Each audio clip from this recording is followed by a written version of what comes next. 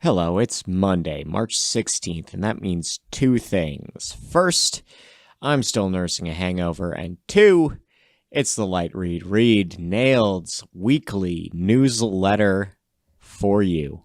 Brought to you by Keystone Technologies. This week we're talking about the Sign Hero. These are tubes. Totally skip the ballast for quick LED installation. Great lenses, so you can just eliminate any hotspots for great distribution. They come in 180 and 360 constructions and lengths from 18 to 120 inches. So that's good for any sign cabinet you might need. That's KeystoneTech.com or link in the description. Into the news. Legication has been rescheduled. Trade show is now set for August 18th and 19th. If you paid for the event, that's going to be credit for the August show or next year, whichever makes more sense for you. Guangzhou International Lighting Exhibition is set for June. That's on schedule for them. That's their 25th year. Light Fair has been postponed. Governor of Nevada set up an emergency order, and Light Fair is holding off till later in the year.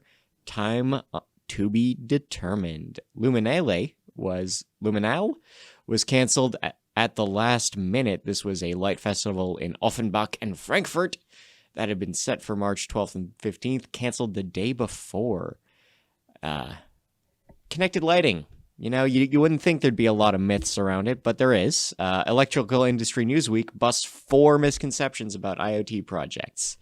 The LRC is recruiting human test subjects. This is a paid study for the cognitive effects of rhythmic light on humans. I'd take the cash. Ledvance closes its distribution center. As of July 17th, the Bethlehem Township facility will end operations. 52 employees there. They're receiving transitional support. Signify claims that cell data is the only solution for smart cities. This is from one of their VPs. Now, it may have something to do with the fact that their competitors are selling RF radio frequency meshes that run on ultra-narrow bands and just want to make that look bad. Who knows? National Association of Manufacturers propose a COVID action plan. These are 5 policy pillars targeted in a proposal to the federal government. GE Current is shifting their HQ back to Cleveland and is naming new execs. So Donald Taylor is the CCO. Melissa Wezerick has been promoted to Chief Product and Marketing Officer. If you're a GE Current employee currently in Boston, you can stay there. Paul Pompeo has joined the NLB. Pompeo Group's president will serve on the executive board. The LED retrofit market is set to reach $4 billion over the next 6 years. This is from Transparency Market Research. That's a 10% growth over the next 6 years. Street lighting being the big driver. Get a grip on lighting. Our pals over there have released episode 126, talking about power over Ethernet with Mark Higgison of Encompass AV. Fort Myers fires lighting consultant in a bribery scandal. They've ended their contract with Will Pino after they found out he served time for bribing members of the federal government. Epistar has won their patent lawsuit against Lowe's. They're a Taiwanese chip manufacturer, and this was... Oh, it's a patent lawsuit. Can you guess? Yeah, it's filament-style LEDs. How many patents for those are out there? Probably too many. KIST has a new blue light-emitting material. This is a university in South Korea, and they've created a cuprous iodide layer that can serve as a replacement for gallium nitride. Good for LEDs. Ceravision is in bankruptcy proceedings. These guys created the high-efficiency plasma lighting system, and now they're under administration as per UK law. The LRC Photometry Institute is to be held this May 19th and 20th in Troy. It's a 2-day course on testing and evaluation for light sources and systems. Kichler Lighting recalls ceiling fans. This is almost 40,000 LED ceiling fans, model numbers 35153 if you need to know. They've been recalled over injury concerns. 60 incidents of blades detaching have been reported. Watch out. Appeal in Satco's patent suit against Lighting Science Group waived. This was Satco suing over low-profile light and accessory kits, and they did not convince the appeals court. Edison reports must-see at Light-Fair product contest is open. If you've got a unique product or service that you're going to showcase at Light-Fair, eventually, try to get noticed with this contest. Quick how-to from Scott Gibbs at Consulting Specifying Engineer about how to light an exit. Philips is ending support for their Hue Bridge V1. As of April 1st, software support, security updates, compatibility. For this hub, done. You can still run it on the legacy app, but that's about it. 2020 Light Design Awards shortlist announced. These are UK awards, but still relevant. Contenders for projects and products of the year have been announced. Winners will be named May 14th. Osram is pulling the plug on their smart lamp servers. If you've got Lightify products, you've got to transition them to a new platform in 18 months. WAC Lighting Foundation sponsors a science fair. This is in New York and Long Island. Their invitational science fair for high school students. It's set for April 26th. This is the ninth time they've done it. Stockholm is going to require talk support for smart lighting. Stockholm, Sweden, on track to be the smartest city in the world, is joining the Talk Consortium. Red Hook, New York is cracking down on open signs. Apparently, there's supposed to be a ban on lighted devices in Windows, and open signs are in the crosshairs.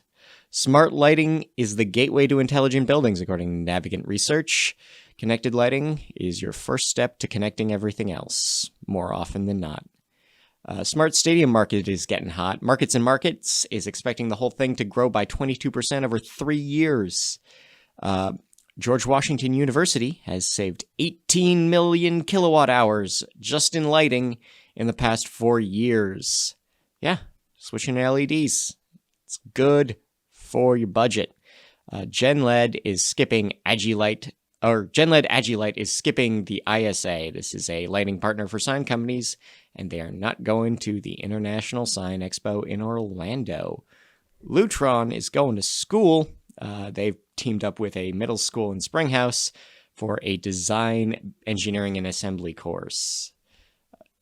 The New Jersey Board of Public Utilities is going to review LED streetlight guidelines. More municipalities are pushing for it, and the BPU just wants to make sure utilities charge correctly for the switch.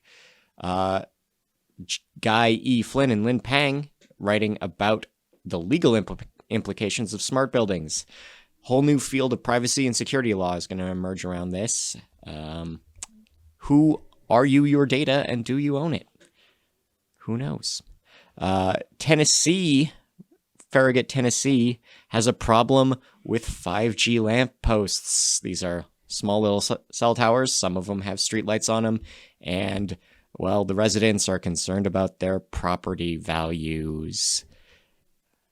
Anyhow, Berea, Ohio is set to switch over their streetlights. They're starting with an energy use audit on 2,600 fixtures. Wood River has gotten a nice little infrastructure grant. This is a town in Illinois with $12,000 to spend to retrofit 6 facilities. AMS is going to offer up new shares, 190 million of them at a discounted rate starting March 27th, because they're in a lot of debt from buying Osram. What can you do? Frankfort, Kentucky, switching to LED. This should be done by the end of the month. Arctic University Norway study calls for the end of light pollution in the far north. This is a Professor Jorgen Berge has found that lights from ships moving through the region during polar night. This is, of course, the period of the winter in which the sun does not rise, or barely does, is messing with zooplankton. And when you mess with the zooplankton, you mess with everything, the entire food chain. Metro Lighting and Electric Supply has been awarded twice. Ameren Missouri officials have named them the Trade Ally of the Year and the most outstanding regional electricity suppliers. Johnson Controls holding a kickoff party for school renovation projects. This is $27 million to fix up every school in Hancock County. Stephen Paul Pendlebury receives a patent. He's the president of Electroluminex, and he has a patent for electroluminescent signage. Schneider Electric donates $150,000 to Foxborough Town Common to modernize their lighting and controls. U.S. Fish and Wildlife is making sure Kauai can go seabird-centric. This would amend the Endangered Species Act to limit, shield, or otherwise alter exterior lighting to benefit seabirds. Samsung has announced a new line of LED packages for melatonin management. EnergyWare partners with Global Consulting Group to switch over data centers to LED. Tamlight has reduced their plastic use by 10,000 kilograms this year. They're working on eliminating all non-essential plastics in products and packaging. Danish roboticists have built a robot, kind of like a big Roomba, but instead of a vacuum, it has an array of UVC lamps. It can disinfect a hospital room in about 15 minutes. There's a huge demand for those these days. I can't tell you why. Light-activated bacteria-killing coating developed. This is a polymer from the University College of London that uses crystal violet and gold, and it kills bacteria under low-intensity ambient light. The island of Niue is the first dark sky country. A whole country. Dark sky compliant. The island is 100 square miles across. Or 100 square miles, not across. That's not how area works. Math. A history of neon lighting. This is from Janie Boyd and Joseph Rucker. Deep diving into the history of neon lights. Now, as for our notes on hirings, promotions, and departures, G&G Industrial has hired Chris Carpenter and Connor Kappelman as regional sales managers. Peter Earhart is now the director of product management at Inventronics. Jennifer Bean has joined Sladden Feinstein Integrated Lighting as senior lighting designer. Osram CFO Ingo Bank will now have that same title at AMS. Acuity Brands has appointed Diane Mills as Chief Human Resources Officer. Bill Marshall is set to retire from Levitron at the end of the year.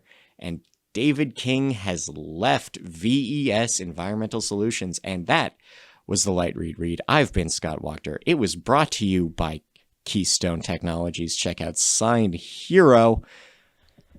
Link in the description if you'd like. And again, this is the official podcast of Nailed. It's more than just me reading the news. It's a whole support network. It's got training and a convention. Fingers crossed. Meanwhile, here's Mild Wild with Line Spacin'. Paper maps, pieces from the past. Breezeway, desire paths, easy, let it pass. I wrote you a letter, I picked out the typeface, taking my sweater, I'm packing a suitcase. This house is a burden, its windows are airways, linoleum tiles, cracking in sun-baked backdraft, postage stamps, headline, reading lamps, loose chain, a yellow cat, far out, get some rest.